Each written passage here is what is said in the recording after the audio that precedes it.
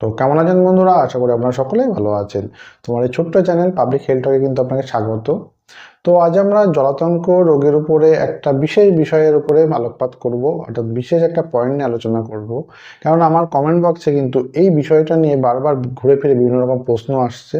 তো ভাবলাম এর উপরে ছোট্ট একটা ভিডিও বানিয়ে দিই, তাহলে সকলের সমস্যার সমাধান হয়ে যাবে।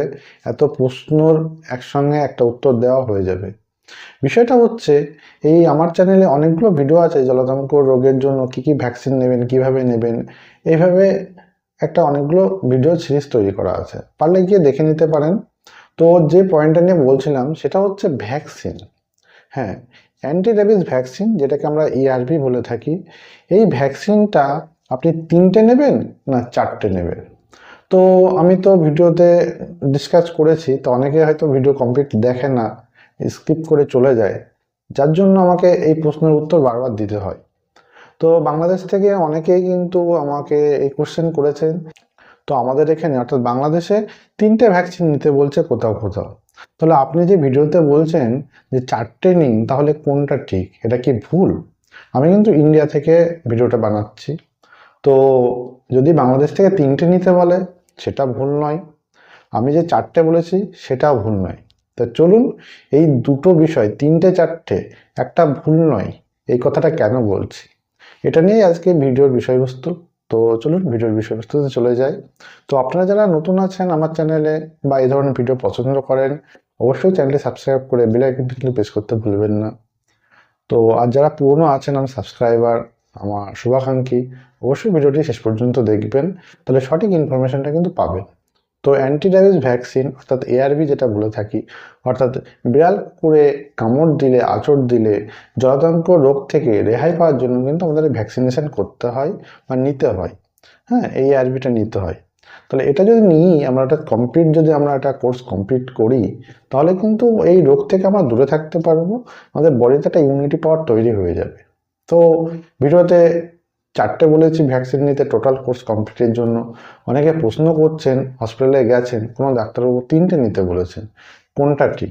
দুটোই ঠিক। চলুন আমরা জেনে নিই দুটো ঠিক কী বলে। 3টে যে ভ্যাকসিনের কথা বলছে, একটা 3টে ডোজ, সেটা কোথায়? 0, 3 এবং 7, এই যে 3টে ডোজ, এই ডোজের কথা বলছে অনেকে। আর আমি যেটা আবার বলছি যে 4টে ডোজ, 0, 3, 7 সঙ্গে অ্যাড হচ্ছে 28, অর্থাৎ 28 ডেজের মাথায় গিয়ে আরেকটা যেটা নিচ্ছে, এই টোটাল 4টে ডোজ। তো 3টে ডোজ যেটা হচ্ছে, আপনি যদি 3টে ডোজ নিয়ে থাকেন তাহলে আপনার ভ্যাকসিনের কোর্স কমপ্লিট করছেন, কিন্তু পার্শিয়ালি কেন? আমরা বুস্টার ডোজ বলে একটা কথা জানি, সেই বুস্টার ডোজটা কিন্তু আপনার নেওয়া হচ্ছে না।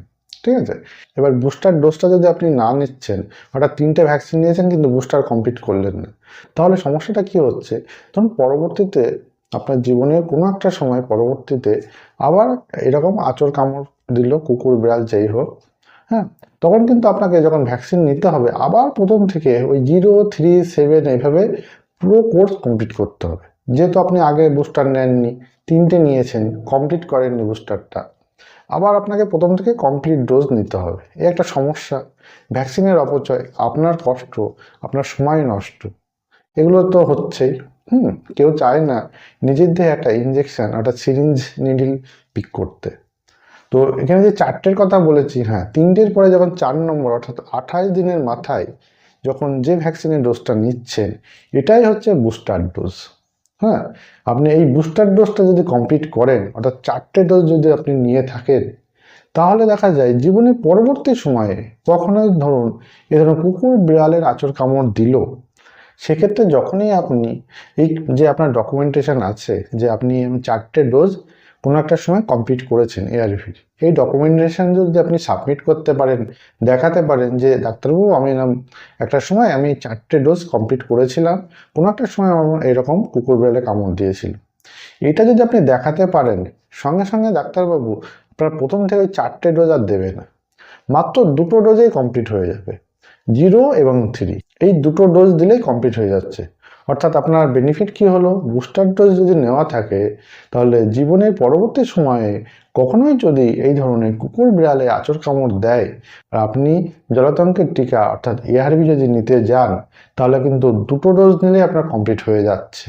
কিন্তু যারা ধরুন 3টে ডোজ নিয়েছে, বুস্টার ডোজ কমপ্লিট করেনি, জীবনের পরবর্তী সময়ে আবার কুকুর বিড়ালের আঁচড় কামড় খেলো, সেক্ষেত্রে যখনই ডাক্তারের কাছে বা হসপিটালে যাচ্ছে এই এআরভি অর্থাৎ অ্যান্টি র্যাবিস ভ্যাকসিন নিতে, তখন কিন্তু তাদেরকে প্রথম থেকে আবার ফুল ডোজ কমপ্লিট নিতে হচ্ছে।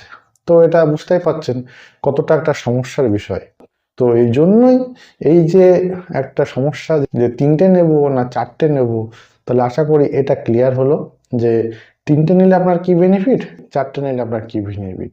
তো এই যে ক্লিয়ার করতে পারলাম, তো যারা যারা এই সমস্যায় ছিলেন, কনফিউশনে ছিলেন, তারা কিন্তু অবশ্যই কমেন্ট বক্সে লিখুন যে আপনাদের এই কনসেপ্টটা ক্লিয়ার হলো কিনা। তার সঙ্গে সঙ্গে আশা করি আপনারা এই ধরনের হেলথ বেনিফিট বা হেলথ টিপস জাতীয় ভিডিও পছন্দ করেন, অবশ্যই আমার সঙ্গে থাকুন, আমার চ্যানেলটি সাবস্ক্রাইব করুন এবং বেল আইকনটি কিন্তু প্রেস করতে ভুলবেন না। কেননা এই ধরনের সুন্দর সুন্দর ভিডিও যখন আমার চ্যানেলে আসবে, অবশ্যই আপনাকে নক করবে, নোটিফিকেশান দেবে। চলুন আবারও দেখা হবে অন্য কোনো ভালো ভিডিওতে। তার আগে সুস্থ থাকবেন, ভালো থাকবেন। Thank you.